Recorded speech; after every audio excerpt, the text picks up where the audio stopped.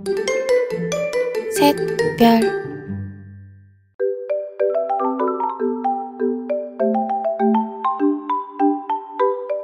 Assalamualaikum warahmatullahi wabarakatuh.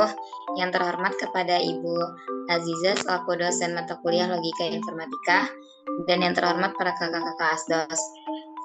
Kami dari kelompok 5 akan mempresentasikan analisis alur PPKL. Sebelumnya, izinkan kami memperkenalkan diri. Saya Nurah Marita Zahra. Saya Setiadi Bremanwar.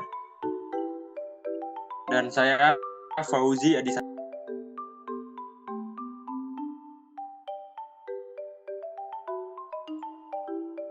Latar belakang dari alur PPKL. Zaman semakin berkembang dari waktu ke waktu, terutama dengan semakin canggihnya teknologi yang ada. Dengan semakin canggihnya teknologi, persaingan dalam dunia kerja juga menjadi lebih ketat, karena individu-individu telah memiliki skill mumpuni dan beragam yang dibutuhkan sebagai bekal untuk menghadapi persaingan tersebut. Untuk mengantisipasi persaingan yang ada, mahasiswa Sekolah Vokasi IPB dituntut mempersiapkan diri dengan menimba pengalaman melalui kegiatan PKL.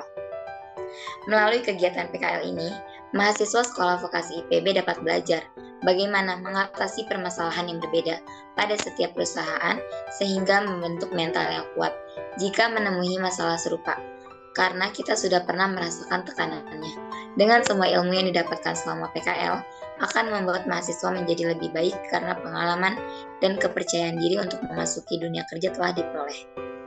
Definisi praktik kerja lapangan atau PKL merupakan tugas akhir mahasiswa Sekolah Vokasi IPB sebagai wahana proses belajar bagi mahasiswa agar mahasiswa mendapatkan pengetahuan, keterampilan, dan pengalaman dunia kerja. Pra-PKL adalah alur di mana mahasiswa melakukan persiapan melaksanakan PKL.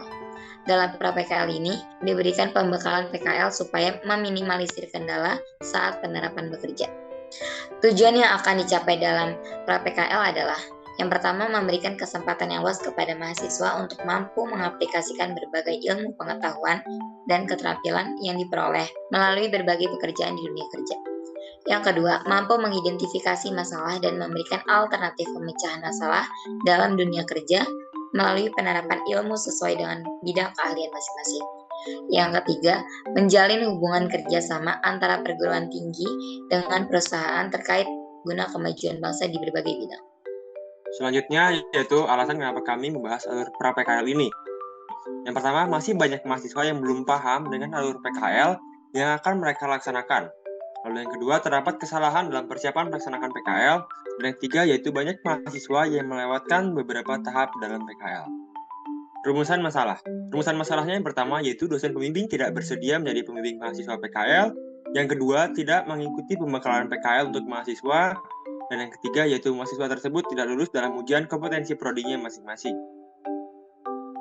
Selanjutnya yaitu analisis kebutuhan, di mana yang pertama bagi mahasiswa tersebut, yang pertama dapat memilih minat PKL, yang kedua ujian kompetensi prodi, dan yang ketiga lulus dari ujian tersebut.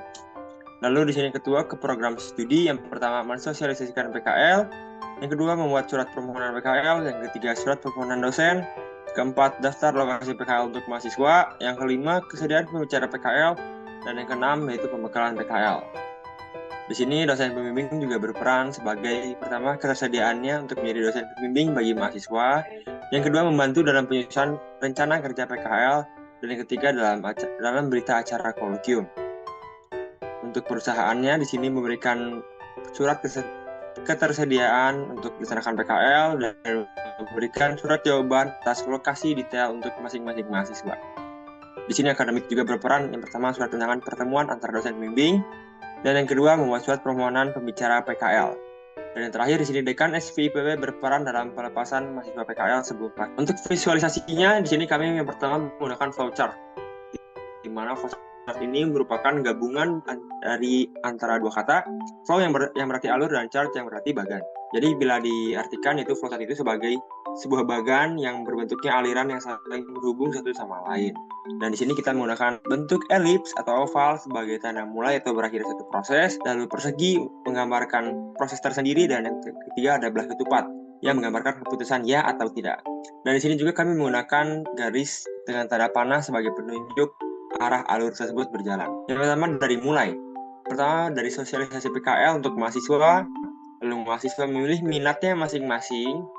Setelah memilih minat, mahasiswa akan melakukan surat permohonan PKL, di mana nanti mereka harus menunggu jawaban dari perusahaan.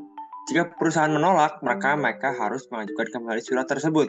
Namun jika diterima, mereka akan lanjut ke tahap surat permohonan dosen pembimbing.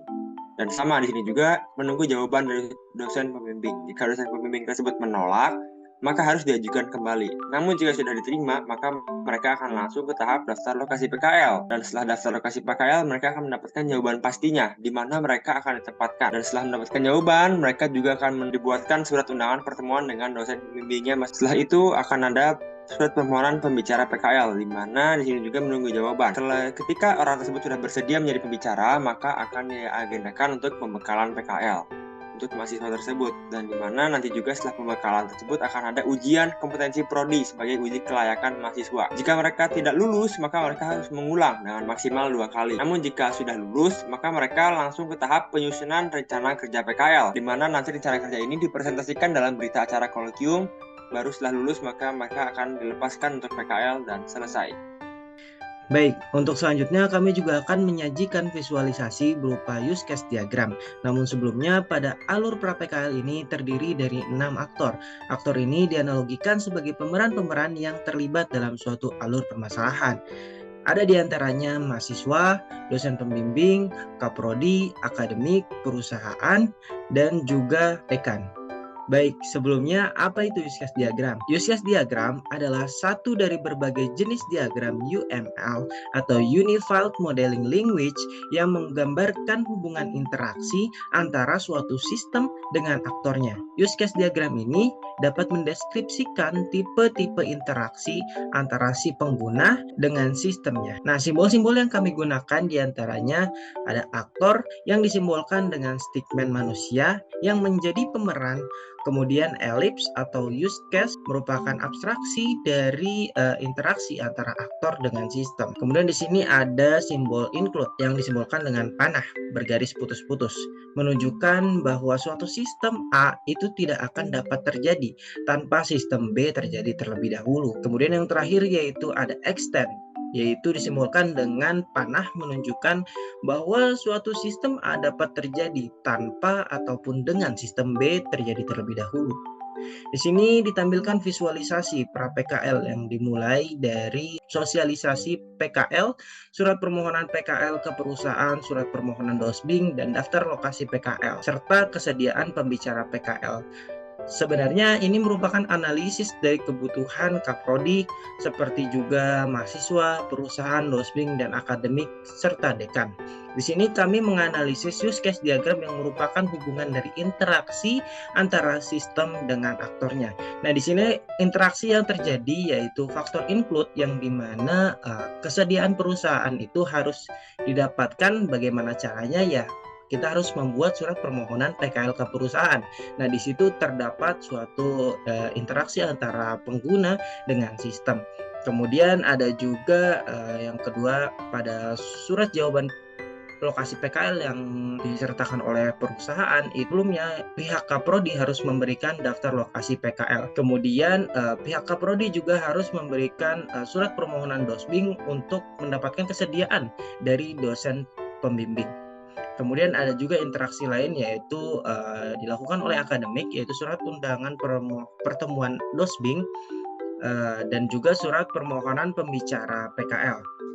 Nah, surat undangan pertemuan dosbing ini dilakukan untuk mendapatkan kesediaan dosbing juga. Kemudian ada surat permohonan pembicara PKL dilakukan setelah terjadinya kesediaan pembicara PKL. Nah, kemudian di bagian mahasiswa itu ada 3, yaitu pertama pemilihan minat, pembekalan PKL, ujian kompetensi prodi. Nah, pembekalan PKL ini harus dilaksanakan sebelum terjadinya kesediaan pembicara PKL. Namun, pembekalan PKL dan ujian kompetensi PKL ini juga harus dilaksanakan sebelum mendapatkan nilai ujian dan hasil keputusan uji kompetensi prodi. Setelah itu, dekan memberikan pengelepasan PKL. Baik, kesimpulan pada presentasi kami kali ini, mahasiswa sangat penting dalam memahami alur persiapan pra-PKL ini agar mahasiswa tidak mengalami hambatan dan kesulitan saat pelaksanaannya.